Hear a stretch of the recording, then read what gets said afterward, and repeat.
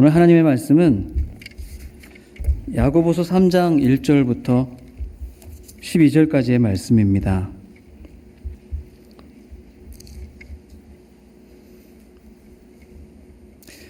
신약성경 373쪽에 야고보서 3장 1절부터 12절까지 말씀을 함께 봉독하겠습니다. 내 형제들아, 너희는 선생된 우리가 더 큰 심판을 받을 줄 알고 선생이 많이 되지 말라.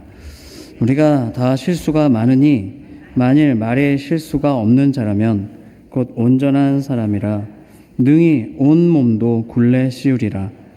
우리가 말들의 입에 재갈 물리는 것은 우리에게 순종하게 하려고 그 온몸을 제어하는 것이라.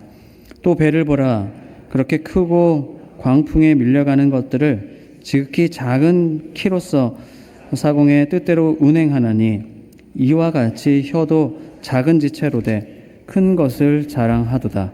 보라, 얼마나 작은 불이 얼마나 많은 나무를 태우는가.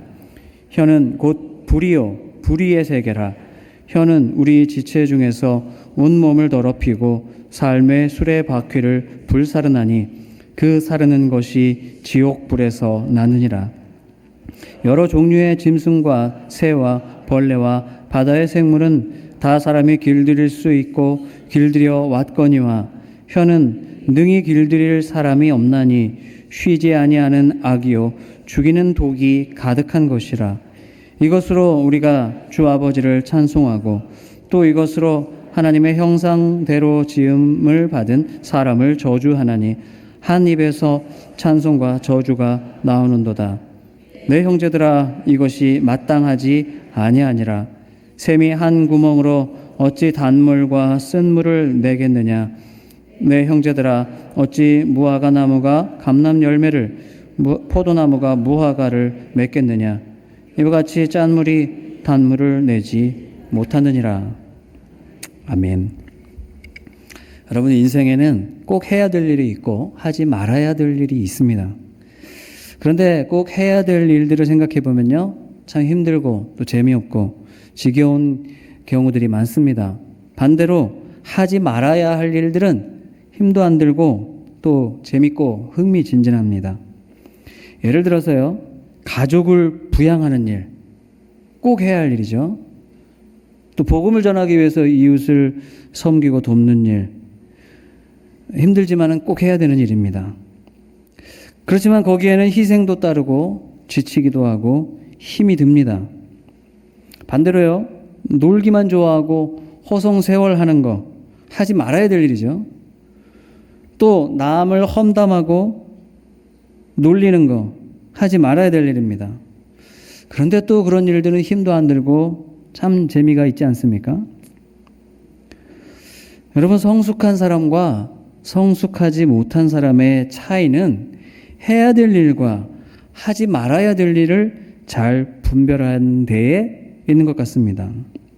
그러니까 성숙한 사람은 당연히 힘들고 재미가 없더라도 해야 할 일은 꼭 하고 하지 말아야 할 일은 절대로 안 하려고 노력하는 사람이 성숙한 사람인 것입니다. 어린아이들을 한번 생각해 보십시오. 어린아이들은 재밌고 즐거운 일만 하려고 합니다. 그러다 보니까 순간적인 호기심과 욕심을 따라서 이랬다가 저랬다가 우왕좌왕합니다. 이 아이들이 점점 커가면서 부모로부터 가장 먼저 가장 많이 배우는 말이, 가르침이 무엇입니까? 안 돼 라는 말입니다. 안 되는 것을 가장 먼저 가장 많이 배우는 것입니다. 그러니까 어린아이는 안 되는 것에 대해서 배우고 많이 듣고 그렇게 커가는 것이죠.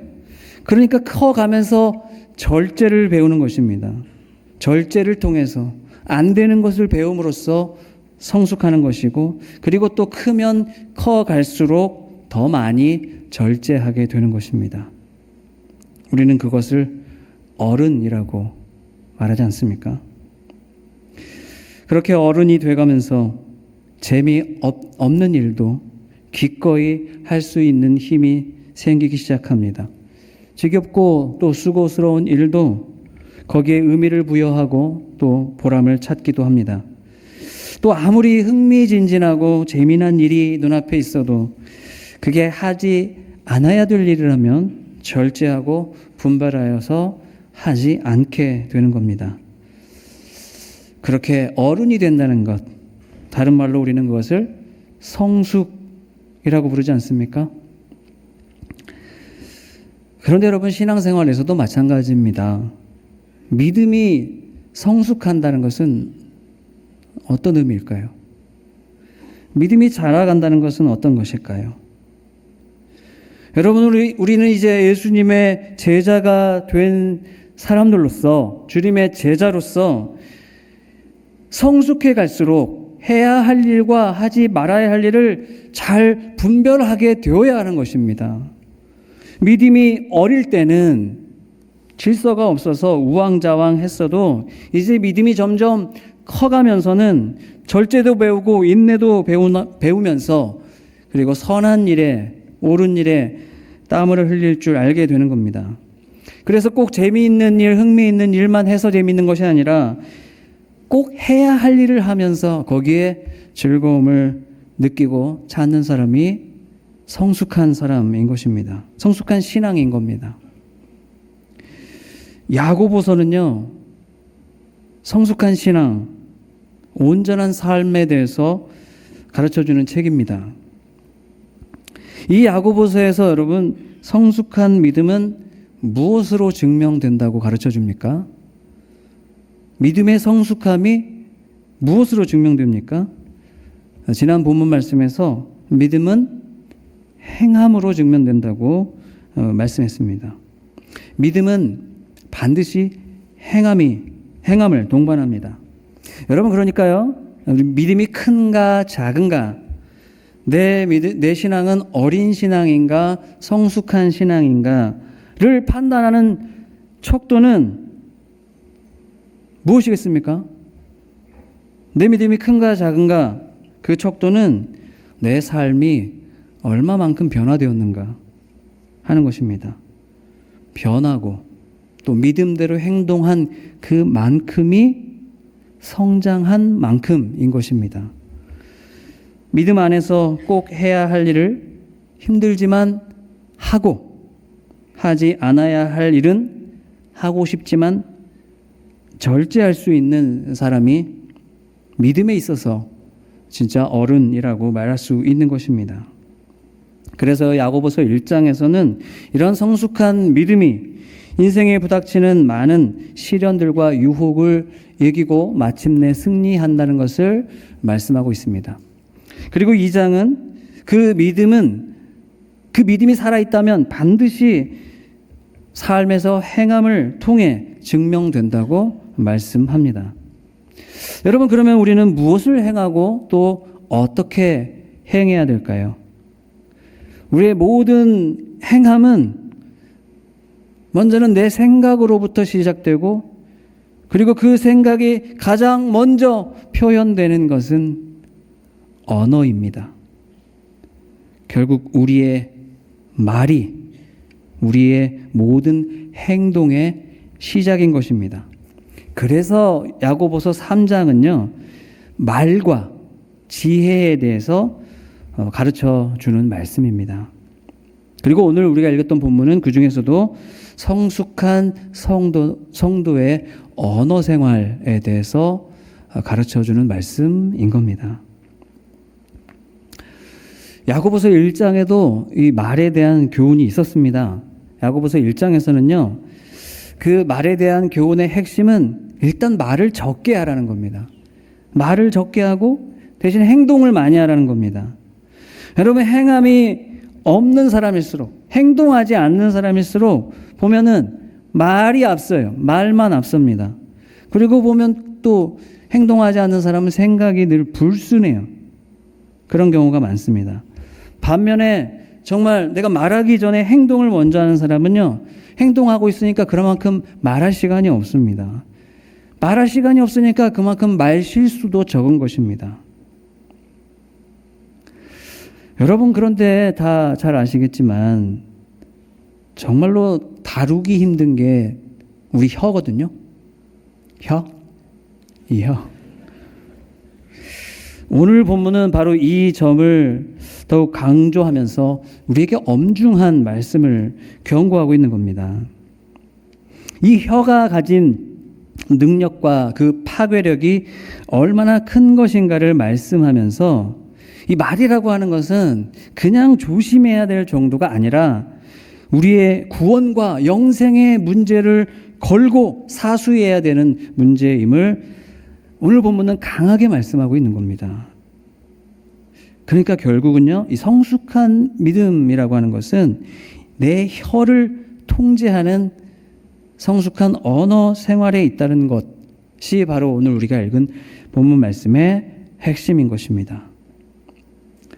일전에도 말씀을 나눴습니다. 원래 이 언어라고 하는 것, 말이라고 하는 것, 지금도 저는 말을 하고 있잖아요. 설교도 말이고 말씀도 말이잖아요. 말은 큰 권세이고 축복입니다. 하나님은 세상을 말씀으로 창조하셨고 사람을 지으신 후에도 말씀으로 축복해 주셨습니다. 하나님의 형상으로 창조된 사람도 모두 다 이 언어의 권세를 부여받았습니다. 여러분, 우리가 하나님과 교제할 수 있는 것, 하나님께 찬양하고 예배하고 기도하고 주의 말씀을 읽고 들을 수 있는 것, 다 말을 통해서 하는 거잖아요. 이 언어의 축복을 통해서 하는 거잖아요. 복음도 그렇습니다. 복음이라는 말 자체가 말이잖아요. 그리고 우리가 이웃과 사랑할 때도 말을 통해서, 언어를 통해서 사랑도 가능한 것입니다. 그러니까 말은 권세이고 축복인 겁니다. 오늘 본문에서 이 언어가, 이 말이 가지고 있는 큰 권세를 세 가지의 비유를 들어서 말씀해 주고 있습니다. 하나는 짐승말, 이 사람이 하는 말 말고 타는 말 있잖아요. 이 짐승말. 그리고 하나는 배, 타는 배. 그리고 불. 이 세 가지를 말씀합니다. 3절과 4절인데요. 함께 한번 다시 보실까요? 함께 봅니다. 우리가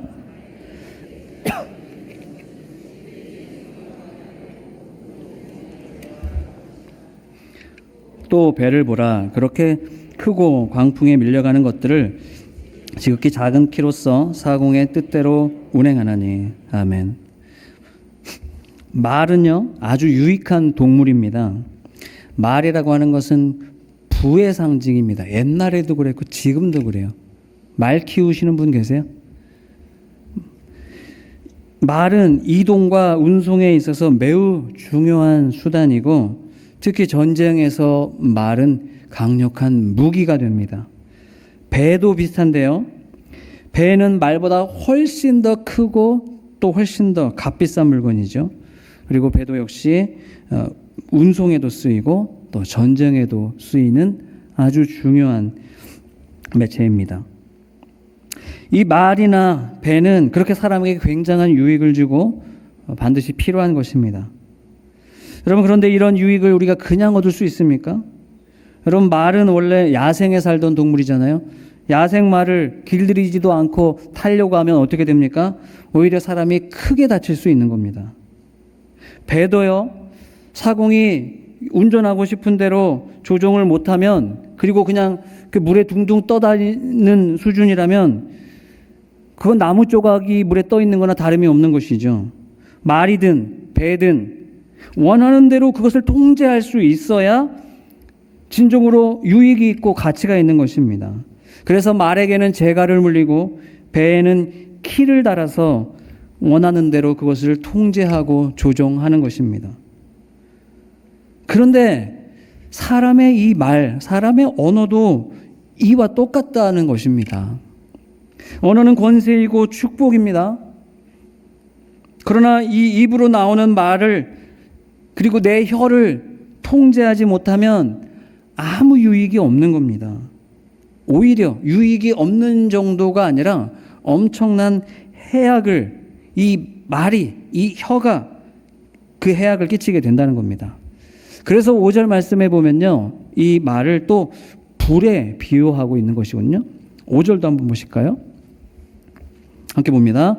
이와 같이 혀도 작은 지체로 돼 큰 것을 자랑하도다. 보라, 얼마나 작은 불이 얼마나 많은 나무를 태우는가. 아멘. 여러분, 불을 생각해 보세요. 불이 우리에게 얼마나 많은 유익을 줍니까? 사실 우리가 지금 눈으로 보고 있는 이 공간 안에도 거의 모든 것들이 다 불 없이는 존재할 수 없는 것들입니다. 먹는 것, 입는 것, 자는 것, 움직이는 것, 사용하는 것, 모든 게 다 불을 이용해서 지금 우리가 누리고 있는 것이거든요. 그러니까 불을 이렇게 잘 쓰면 우리는 굉장한 유익을 불을 통해서 얻게 되는 겁니다. 그런데 이 불이라고 하는 것이 통제하기가 어려운 거잖아요. 작은 성냥불 하나로도 그것을 잘못 방치하게 되면 불이 작으니까 작은 불이 나는 것이 아니라 그 작은 불이 어마어마한 큰 산불을 내고 또 수많은 생명들과 재산을 순식간에 불살라 버릴 수 있는 건 아닙니까? 화재 현장 혹시 한 번씩 보셨습니까? 얼마나 무섭습니까? 한번 큰 불이 나면 정말로 우리의 힘으로는 어떻게 해볼 도리가 없이 삽시간에 모든 것을 다 삼켜버립니다. 그리고 그 불이 지나간 비참한 자리는 상처와 비극만을 남기게 되는 겁니다. 작은 불이 그런 일을 만들 수 있다는 겁니다. 그러니까 불이라고 하는 것은 이렇게 유익한 것이지만 동시에 너무나 무서운 것이죠. 그러니까 그 불을 어떻게 잘 다루고 통제하느냐에 따라서 그 결과가 완전히 극과 극으로 나뉘게 되는 것입니다. 여러분, 다이너마이트를 발명한 사람을 아시죠? 알프레드 노벨이라고 하는 스웨덴 과학자입니다. 이 노벨은 크기는 조그만한데 이 안에 엄청난 불과 에너지를 한 번에 뿜어낼 수 있는 폭탄이라는 것을 만들고 그 이름을 다이너마이트라고 지었습니다. 다이너마이트는 권능, 권세라는 뜻을 가진 헬라어 디나미스라는 단어에서 따온 말입니다. 노벨은 이 다이너마이트가 노동자들에게, 힘들게 일하는 사람들에게 큰 유익을 줄 것으로 기대했습니다. 가령 힘들게 굴을 파고 삽질을 해야 되는 사람들에게 이 폭탄 한 방이면 그런 노동을 하지 않고도 일을 금방 끝낼 수가 있는 것이거든요. 그런데 슬프게도 이 다이너마이트는 전쟁에 더 유용하게 사용되고 있습니다. 지금도 그렇습니다. 사람에게 유익을 주려고, 사람을 이롭게 하려고 만든 이 폭탄이 오히려 사람을 어떻게 하면 많이 죽일까? 대량 살상 무기로, 악마 같은 무기로 전락해버린 것입니다. 노벨은 그 모습을 보고 충격을 받았습니다. 그래서 그 큰 도덕적인 책임감을 가지고 자기 전 재산으로 노벨 평화상을 만들게 된 것입니다. 그런데 여러분, 성경은 사람을 살리고 죽이는 그 권세, 디나미스가 혀에 있다고 말씀하는 겁니다. 혀의 권세. 그러니까 혀는 다이너마이트입니다. 이 혀를 어떻게 사용하고 통제하느냐에 따라서 혀는 말은 축복이 될 수도 있고 살생 무기가 될 수도 있는 것입니다. 6절 말씀인데요. 함께 보겠습니다. 혀는 곧 불이요 불의의 세계라. 혀는 우리 지체 중에서 온몸을 더럽히고 삶의 수레바퀴를 불사르나니 그 사르는 것이 지옥불에서 나느니라. 아멘. 혀의 권세가 무서운 이유는 혀는 사람의 인생을 불태울 수 있기 때문입니다. 지난 통독 말씀에 수요일날 잠언 말씀을 읽었잖아요. 16장에 이런 말씀이 나옵니다. 악한 자의 입술에는 맹렬한 불 같은 것이 있다. 그러니까 입술에서 나오는 그 악한 말을 불이라고, 그 불로 나도 태우고 남도 태우고 사람을 더럽히고 불의하게 만든다고 하는 것입니다. 또 오늘 말씀에도 악이 쉬지 않고 죽이는 독으로 가득해서 다른 사람과 다툼을 일으키고 이웃을 이간질하게 됩니다. 이런 말이 있어요. 성경에 나오는 말은 아니지만 위대한 사람은 사상에 대해 말한다. 평범한 사람은 사건에 대해 말한다. 옹졸한 사람은 사람에 대해서 말한다. 다른 사람에 대해서 말한다는 뜻이죠. 성숙한 사람은 자기 혀를 가지고 다른 사람을 일깨우고 비전을 제시하는데 그 말을 사용합니다. 하지만 마음이 옹졸한 사람은 그 혀를 가지고 다른 사람 얘기나 하고 시시덕거리고 시간이나 때우는 데 쓰고 그리고 나를 변명하는 일에 그 말을 사용합니다. 여러분은 이 엄청난 다이너마이트 같은 혀를 어떻게 사용하고 계십니까? 어떤 대화를 많이 하십니까? 혹시 다른 사람을 험담하는 것으로 시작해서 험담하는 것으로 하루를 마치시지는 않으시죠? 불과 같은 이 혀로서 다른 사람을 또 나를 불태우는 말이 아니라 큰 유익을 끼치는 유익한 말을 많이 하시는 저와 여러분이 다 되실 수 있기를 간절히 바랍니다. 여러분, 특히요, 다른 사람에 대해서, 다른 사람이 그것을 듣고 받을 충격에 대해서 전혀 고려하지 않고 그냥 함부로 내뱉어버리는 말이나 어떤 험담이나 어떤 거짓된 말로 마침내는 다른 사람에게 고통과 상처를 주지 않도록 매우 우리는 조심해야 됩니다. 여러분, 이런 사람이 있다고 한번 생각해 보십시오. 어떤 사람이 횃불을 들고 다닙니다. 그리고 다른 사람 뒤에 가서 등에다가 그 불을 붙이는 거예요. 머리 긴 사람 자매들 머리를 다 불태워 버립니다. 그리고 저 기둥 뒤에 숨어가지고 지나가는 사람한테 막 화살을 쏘는 거예요. 숨어서.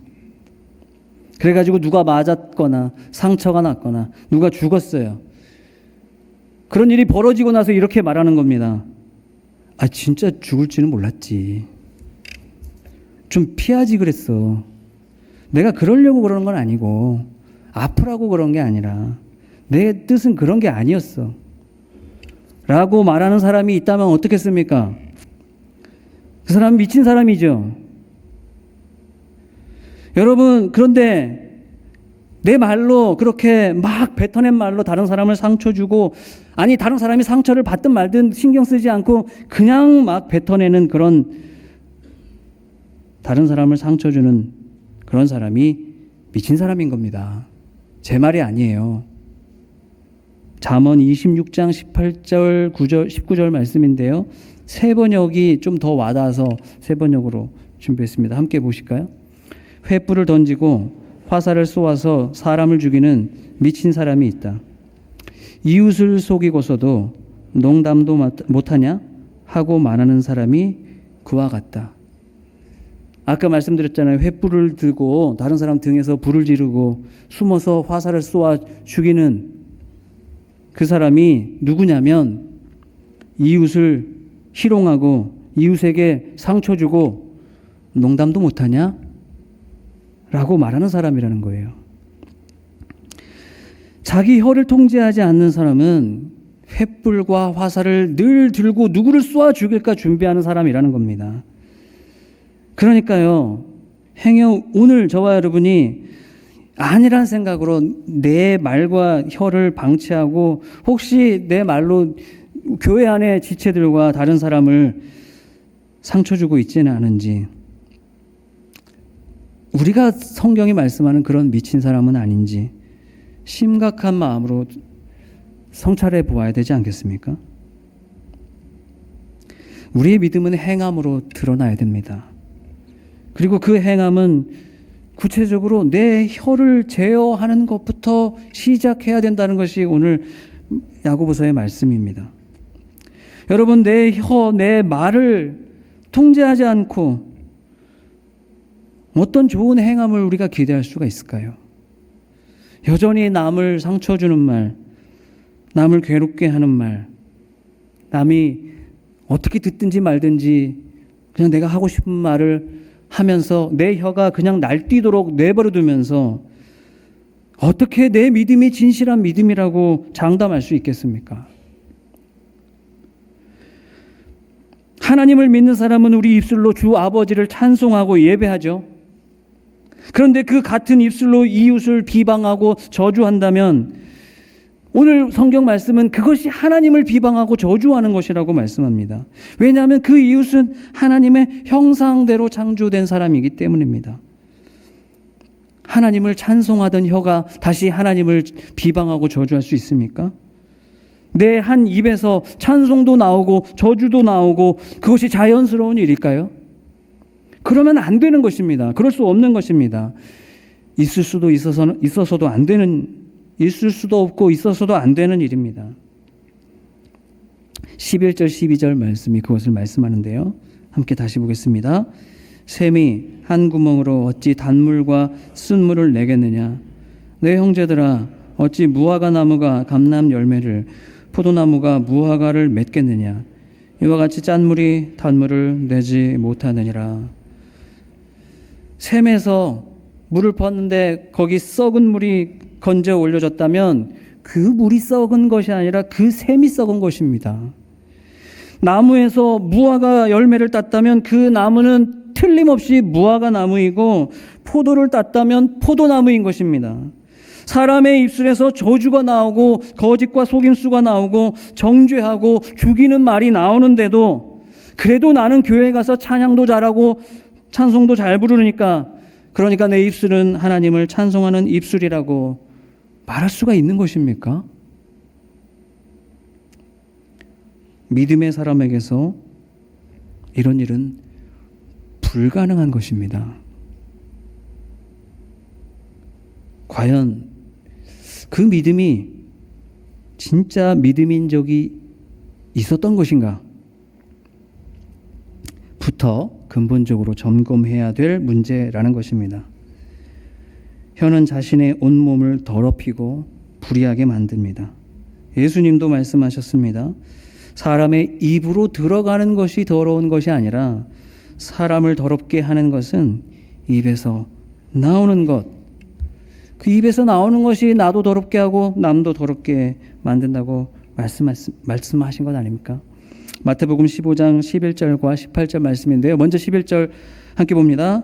입으로 들어가는 것이 사람을 더럽게 하는 것이 아니라 입에서 나오는 그것이 사람을 더럽게 하는 것이니라. 18절 입에서 나오는 것들은 마음에서 나오느니 이것이야말로 사람을 더럽게 하느니라. 아멘.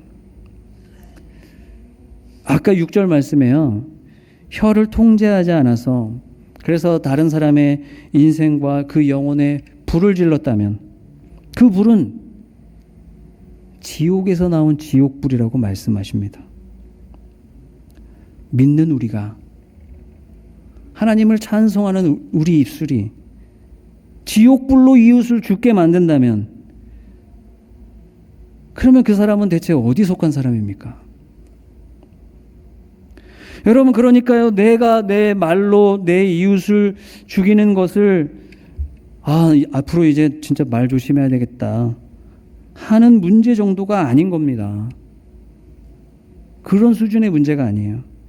과연 내 믿음은 살아있는 믿음인가? 나는 한 번도 진실한 믿음이었던 적이 있는가? 나는 천국의 은총을 흘려보내는 사람인가? 아니면 지옥에서 불을 끌어올려내는 사람인가? 이것부터 되짚어야 될 문제라는 것입니다.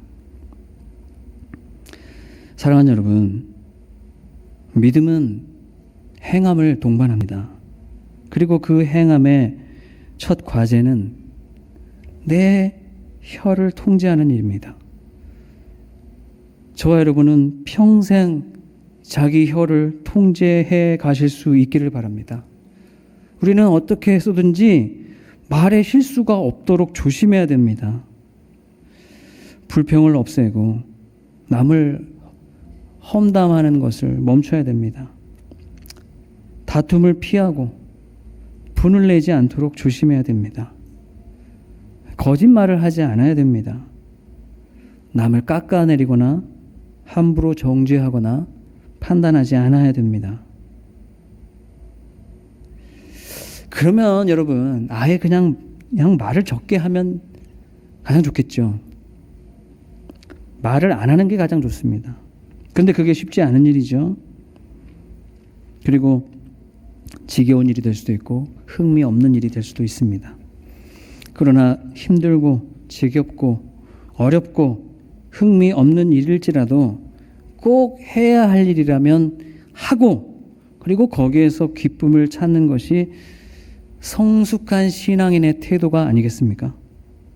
믿음에 있어서 어른이면 어른일수록, 믿음이 크면 클수록 더욱 그렇게 해야 하는 것입니다. 오늘 오후 예배 가운데는 아마 많은 분들이 직분자들이실 것 같습니다. 직분을 받았다는 것은 그래도 우리 교회 안에 신앙이 좀 성숙한 성도로 인정을 받으셨기 때문에 직분도 받으신 건 아니에요? 직분을 왜 받으셨습니까? 주님의 종으로서, 이 교회의 종으로서 더욱 섬기는 삶을 살려고 받으신 거죠. 그러니까 여러분 아무리 생각해도 직분이라고 하는 것은 절대로 무슨 자랑거리가 될 수가 없는 거예요. 직분은 주님의 종으로서 종이 되겠다고, 더 많은 책임을 지고 더 많은 책무를 다하는, 더 많은 일을 하는 종이 되겠다고 받은 것이잖아요. 그러니까 그 책임을 진 만큼 책임에 대한 심판도, 책임감도 더 커져야 되겠죠. 그래서 오늘 본문 1절 말씀은 선생이 많이 되지 말라고 말씀한 겁니다. 1절 다시 보실까요? 함께 내 형제들아 너희는 선생된 우리가 더 큰 심판을 받을 줄 알고 선생이 많이 되지 말라.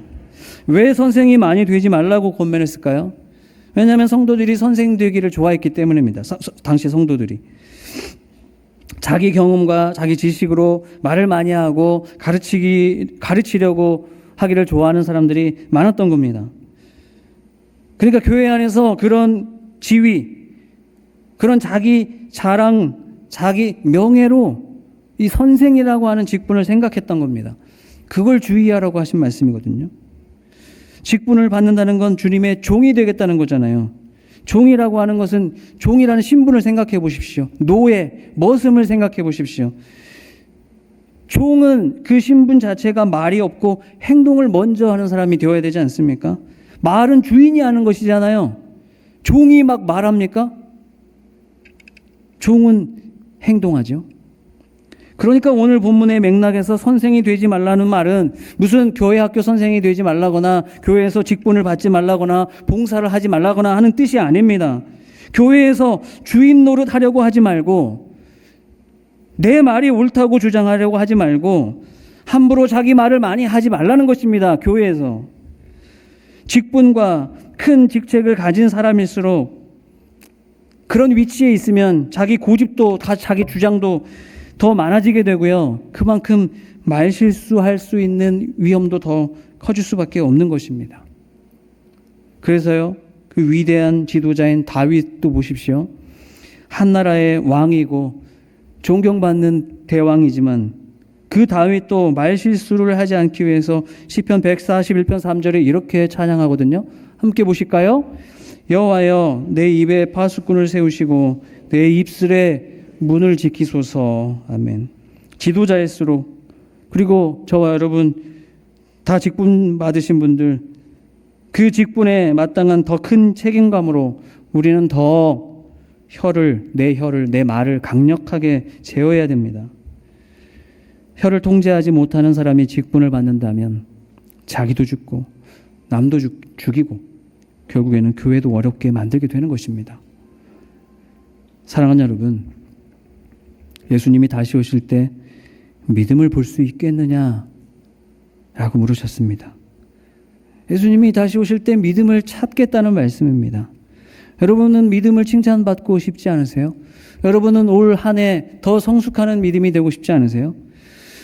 저와 여러분 모두가 주님께서 보시기에 그렇게 성숙한 성도라고, 그리고 우리 교회를 훌륭한 교회라고 칭찬하실 수 있기를 간절히 소망합니다.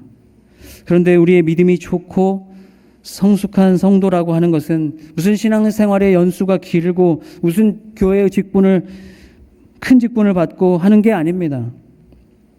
말을 조심하고 많이 절제하는 성도가 성숙한 성도입니다. 크고 훌륭한 교회라는 것은 무슨 예산이 많고 교인 수가 많은 교회가 아닙니다. 주님의 종다운 종이 많은 교회입니다. 말씀은 주인이신 주님이 하시게 하고 종은 종으로서 말없이 묵묵하게 섬겨가야 되는 것입니다. 그렇게 우리 각자가 자기의 혀를 제어하고 그래서 온전하고 성숙한 언어 생활로서 성숙한 믿음이라고 칭찬을 받는 저와 여러분 그리고 우리 교회 될 수 있기를 간절히 소망합니다.